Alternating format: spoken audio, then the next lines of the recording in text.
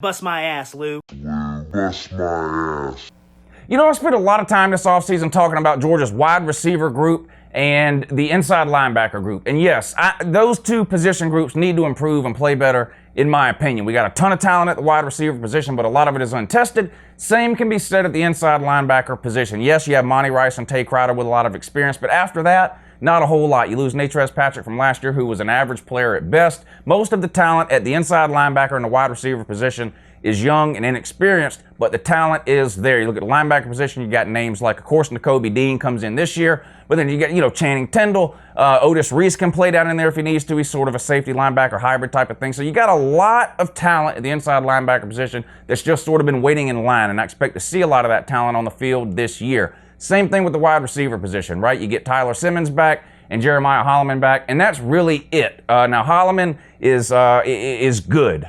He's above average, right? Wouldn't consider him necessarily elite, but he's good to above average. Tyler Simmons, a ton of experience, ton of playing time. He'll get a lot more of it this year. But then after that, you got a lot of talented but inexperienced players at the wide receiver position. The two freshmen coming in that I've talked a lot about, Dominic Blaylock and, of course, George Pickens. Demetrius Robertson is still there, former #1 wide receiver from the class of, 2016, I think it was. He'll get a lot of action this year at the slot, I'm sure. Matt Landers, Kyrus Jackson, Tommy Bush. I mean, a ton of talent there that we just haven't seen play yet.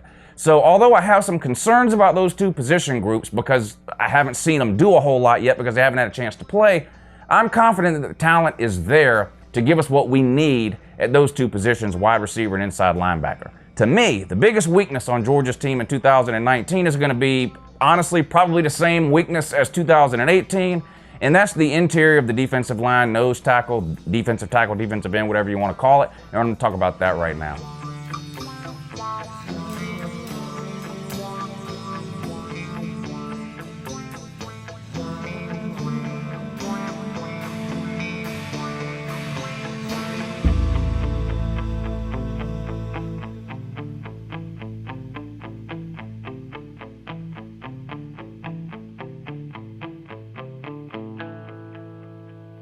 All right, cue up all the comments from the Disney dogs. They say, I don't know what I'm talking about. All I ever do is complain. I don't understand football. I've never seen a game. I didn't go to UGA. I probably didn't even play high school football.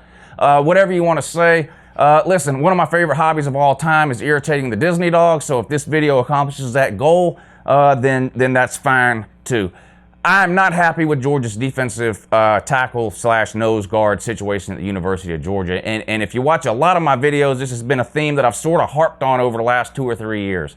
Georgia has missed out on a ton of talent when it comes to recruiting on the interior of the defensive line. The best defensive lineman in the state of Georgia has left the state of Georgia almost every single year for the last 3 or 4 years. And in some cases, multiple defensive linemen who have gone to other SEC schools and had great careers. I actually went through and wrote down some of these names. Now, most of these names will be familiar to you, but here's what I want to do. I'm going to run through this real quick, and then I'll get to sort of some of my thoughts and opinions on it. But I'm going to start with the 2016 class, okay? Kirby's first year there. What defensive tackles did we sign in 2016? You're going to see some familiar names here. David Marshall, a 3-star. Tyler Clark, 4-star. Mikael Carter, 4-star. Julian Rochester, 4-star. So no 5 stars, but 3 4-stars and a 3-star. David Marshall has played a lot and played well at times. Tyler Clark has played a lot and played well at times. Mikael Carter, I forgot this guy existed, to be honest. I don't know where he's been. And Julian Rochester has played a lot and played well at times. None of these guys have been a dominant defensive lineman for the University of Georgia. Not a single one. Some of them have had games where they've played really, really well. They've also had games where they completely disappeared and the entire game was played without you ever hearing their name called by the announcer on TV. So, again, these are pretty much the only names you're familiar with that are going to be on this list, except for some of the new guys. Fast forward to the 2017 signing class. Kirby signed 1 defensive tackle in 2017. Devontae Wyatt, a 4-star defensive tackle. He didn't qualify in 2017, ended up going the JUCO route, and we re-signed him again in 2018. So 2016, I named those 4 guys' names you're familiar with. 2017, only defensive tackle was Devontae Wyatt, and he couldn't even enroll. He had to go to JUCO. Let's go to 2018. Of course, Devontae Wyatt, we signed him again, 4-star defensive tackle, signed him for the 2nd year in a row. we signed Jordan Davis. Now, I really like this guy, Jordan Davis. I've talked about him already on this video. I really like him. He was a 3-star out of high school, but didn't have a whole lot of experience. He's huge, 6'6", close to 300 pounds, moves pretty well, and he's a block eater. And like I said, Kirby Smart loves block eaters along the defensive line, so his linebackers can sort of run free, the sideline to sideline thing. If you go back to 2017, a lot of Roquan Smith's success was due to John Atkins at the nose tackle position, eating up blocks on every single play, which freed up Roquan to run sideline to sideline. Now, obviously, Roquan is a generational talent and would have been a great player regardless of who the nose tackle was, but that sort of gives you an idea of what it is that Kirby looks for in terms of his interior of his defense with the defensive tackles and the inside linebackers. That's what he wants every single year. Jordan Davis has potential to give us that at the nose tackle position. He played well last year. I look for him to take a huge step forward this year. So I do like that one. And then we signed Tramel Walter, a 3-star defensive tackle who had Devontae Wyatt disease. He didn't qualify. He had to go the JUCO route. So 2017, you sign 1 defensive tackle. He doesn't qualify. You re-sign him in 18. 2018, you sign 3, but one of them you signed the year before. And one of them doesn't qualify and has to move into the 2019 class. So you really only signed 1 in my mind in 2018, that being Jordan Davis. So look at the signing class we just had, 2019. Finally, hit it big with a 5-star defensive tackle, Trayvon Walker. I think this guy needs to play this year. Now, the linemen in the SEC are the best of the best in all of college football, in my opinion. Hard for a true freshman to come in at a defensive tackle position, have a huge impact right away. I don't expect Trayvon Walker to start. I do think they'll rotate him in and out. Georgia, as well as almost every team in college football, rotates a lot of defensive linemen in and out of a game, especially early in the season, right? When it's 100 degrees in the South in these games that you're playing, you want to rotate these guys, keep them fresh for the second half, that kind of thing. So I think he'll get a lot of chances to prove himself this year. Who else do we sign? Well, you get Tyman Mitchell, 3-star defensive tackle, and Tramel Walter, 3-star defensive tackle.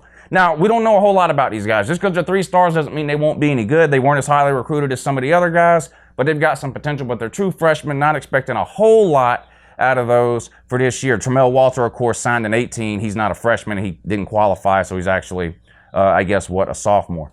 Now, some of these names you probably never heard of before, but here's sort of the point here. I went back and looked at the 2016, 17, 18, and 19 signing classes, and I'm going to name you some defensive tackles that were from the state of Georgia. 2016, Derek Brown, 5-star, went to Auburn. Sure would be nice to have him on the team. 2017, Aubrey Solomon, 5-star, state of Georgia. Went to Michigan. Of course, now he's transferred and he's at Tennessee. 2018 was sort of a down year for defensive tackles. I think there was only 1 5-star in the entire recruiting class in 2018 in terms of 5-stars. Georgia did sign 2, like I mentioned in 2018, that being Jordan Davis and Tramel Walter. Tramel Walter didn't qualify, went to the next year, but they signed those 2. They were the 29th rated defensive tackle and the 48th rated defensive tackle. Now, Georgia has recruited at an insane level overall, right? A string of top 5 recruiting classes in a row, a number 1 class in 2018, right? But they've missed on a lot of these defensive tackles. 2019, Zach Pickens. Now, he wasn't from Georgia, but he's from right up the road in Anderson, South Carolina, and we got beat out by South Carolina for his services. And Chris Hinton from Georgia, the Atlanta area, I believe, another 5-star defensive tackle that we let get out of the state of Georgia. He enrolled at Michigan. So we've missed at the defensive tackle position on most of the biggest targets in the state of Georgia since Kirby has been at UGA. We have to improve on that, in my opinion. I'm not convinced there's elite defensive tackles on this roster right now.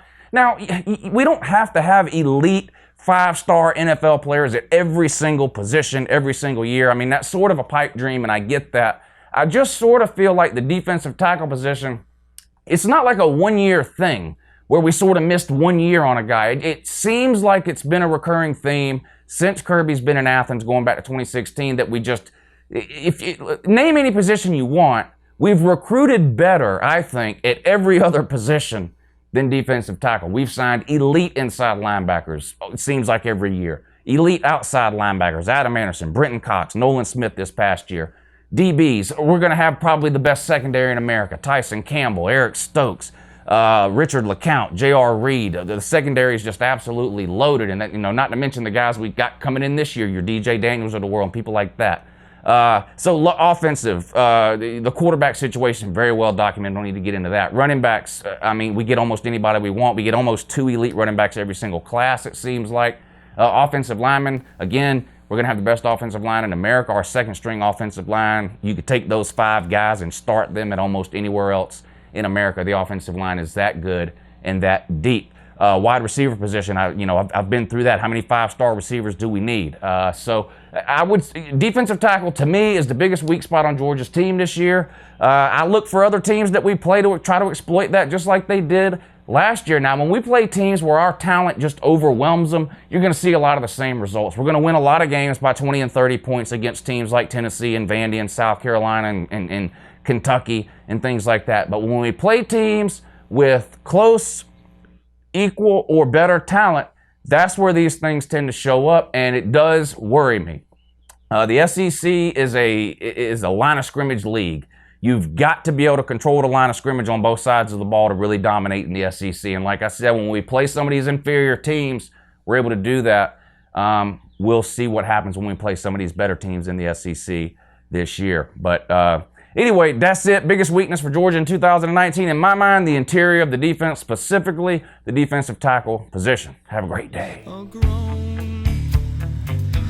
Tedium escapes me.